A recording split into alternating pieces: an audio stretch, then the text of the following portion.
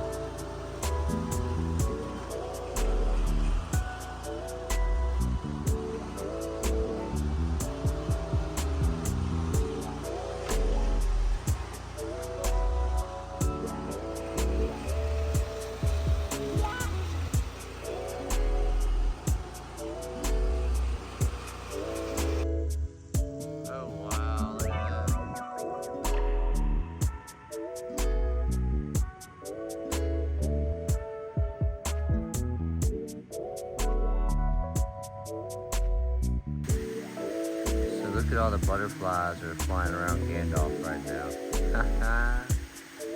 We found a enchanted little waterfall up here in the mountains. So many butterflies.